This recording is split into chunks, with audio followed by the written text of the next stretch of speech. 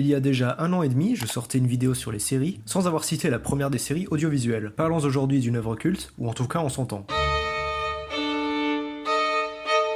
Notre histoire commence le 1er juin 1874, dans le 18e arrondissement de Paris. Ici naît Pierre Souvestre, futur avocat spécialiste, donc de la défense du crime, du coup ça coule de source, et homme d'affaires dans le domaine de l'automobile. Il recueille en 1911 Marcel Alain, fils d'un docteur, qui lui aussi était juriste de formation, et abandonne ses projets imposés par son père pour devenir journaliste. Son père, bien évidemment très ouvert d'esprit à l'époque, lui montre son soutien en le foutant à la porte. C'est là que Pierre devient son pote et décide d'écrire avec lui un feuilleton policier. Les méchants, les méchants. Alors qu'à ce moment-là, les gens en ont marre de lire les aventures des mêmes héros lisses, ayant les mêmes valeurs depuis la mythologie grecque, les anti-héros sont à l'honneur, comme Sherlock Holmes, génie se droguant, et n'ayant aucun respect pour les codes sociaux, ou encore Madame Bovary de Flaubert, qui s'emmerdant fait n'importe quoi, en arrivant à un niveau d'autodestruction assez élevé.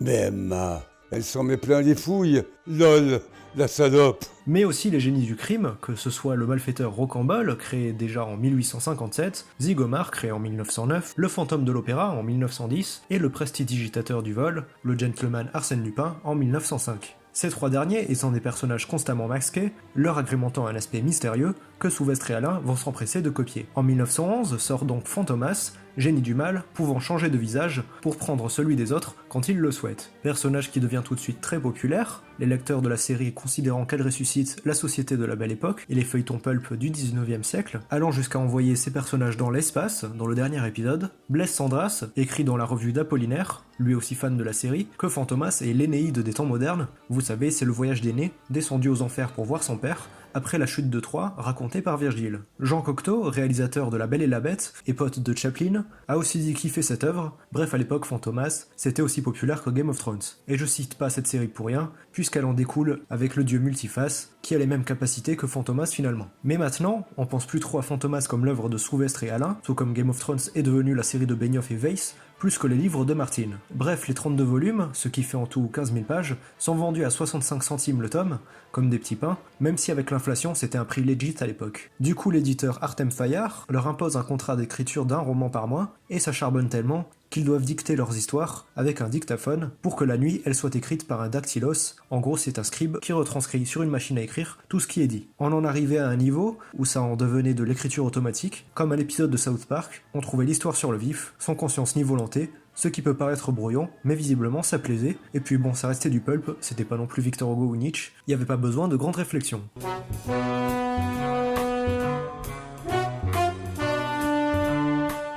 Le succès pour les deux auteurs dure 3 ans. En 1913 sort la première adaptation par Louis Feuillade, premier d'une série de 5 films muets, qui seront faits à la suite jusqu'en 1914 et disponibles entièrement sur YouTube. Seulement voilà, au bout du 30e tome, en 1914, Pierre Souvestre contracte une congestion pulmonaire et meurt à l'âge de 39 ans, laissant Marcel Alain écrire les 8 derniers tomes seuls, jusqu'à celui où ils vont dans l'espace, comme quoi, dès qu'on laisse la moitié d'un duo écrire la suite seul, faut toujours qu'on envoie les personnages dans l'espace. Marcel Alain, qui décédera en 1969, lui laissant le temps de voir les films avec Louis de Funès, mais on n'en est pas encore là. L'américain Edward Sedgwick a ensuite réalisé lui aussi un serial muet, toujours de 20 épisodes, entre 1920 et 1921, qui sont malheureusement tous perdus à ce jour. Sort ensuite la première adaptation parlante, en 1932, par le réalisateur hongrois Paul Fejos, puis en 1947, le film de Jean Sacha, qui comptait tout de même dans son casting l'immense Simone Signoret, actrice des Diaboliques d'Henri-Georges Clouzot, prix d'interprétation féminine au Festival de Cannes 1959, et Oscar de la meilleure actrice pour le film Les Chemins de la Haute Ville de Jack Clayton, et César de la meilleure actrice pour La vie devant soi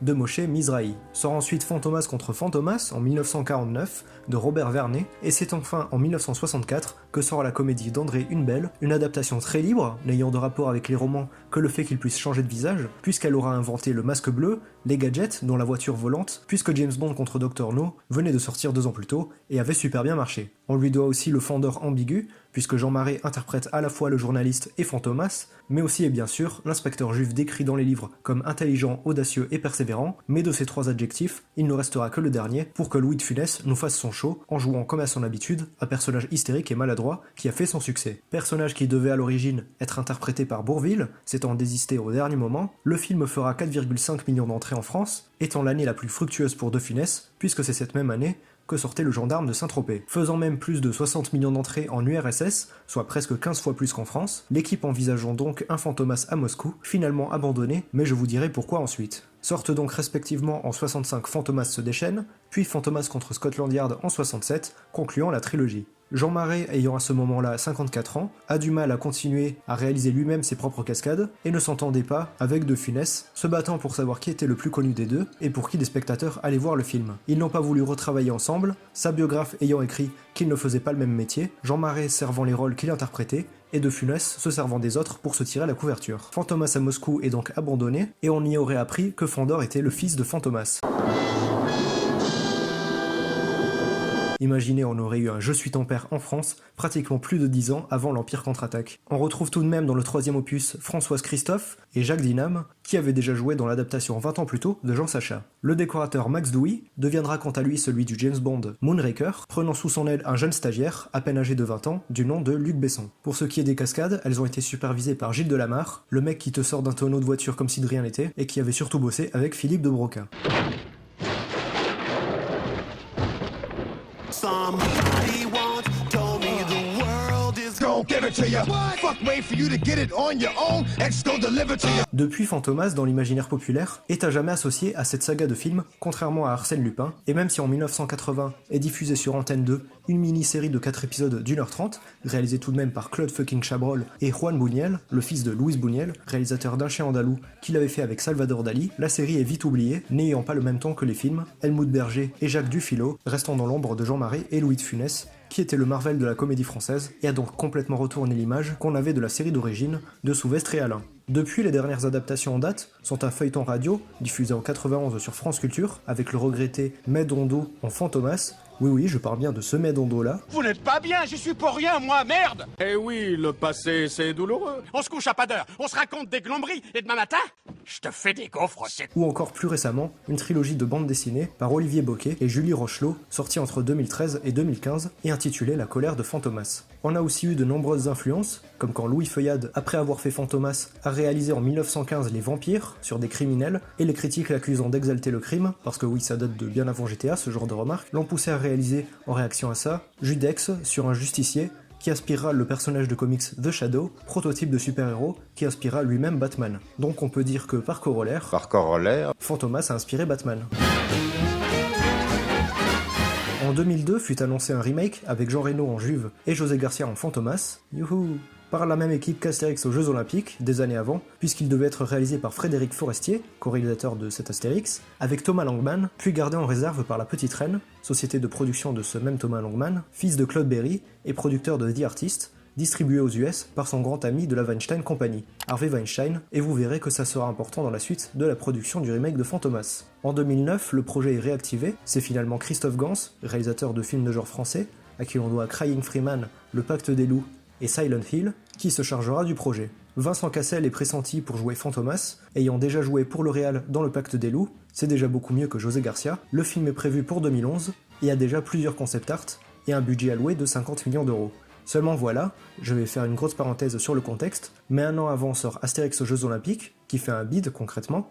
Le film coûte 78 millions d'euros, ce qui en fait à l'époque le film le plus cher de l'histoire du cinéma français, avant Valérian et la Cité des Mille Planètes, 11 ans plus tard, et son budget de pratiquement 200 millions d'euros, soit 2,5 fois plus qu'Astérix aux Jeux Olympiques, pour un flop encore plus monumental. Le film fera donc 6 millions d'entrées en France, et 16,2 mondialement, en plus de recevoir de très mauvaises critiques. En comparaison, Mission Cléopâtre avait fait 14 millions d'entrées en France, et 21 millions en Europe, étant un film culte en Pologne désormais, et non c'est pas une blague, mais aussi en Allemagne, où le personnage est déjà super populaire de base. Recevant en plus d'excellentes critiques, mais aussi un César pour les meilleurs costumes et 2 autres nominations pour les décors, et meilleur acteur dans un second rôle pour Gérard Darmon et Jamel Debbouze, avec un budget ayant 28 millions d'euros de moins que les Jeux Olympiques, soit 50 millions. Ajoutez à ça une histoire de détournement de proxénètes, exploité par le pro-Sarkozy Thomas Langman, en pleine affaire judiciaire avec des prostituées, qui ne sera pas aidé par sa collaboration avec Weinstein pour The Artist, malgré ses 105 récompenses et 183 nominations,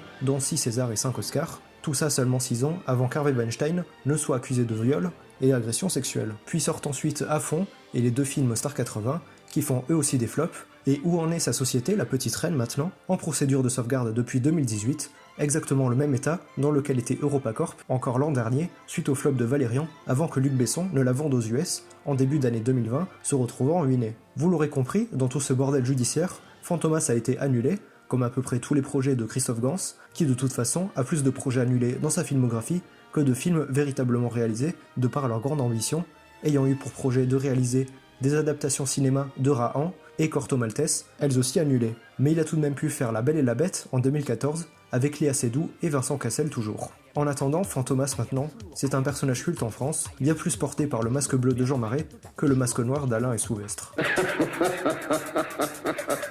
C'est pas possible!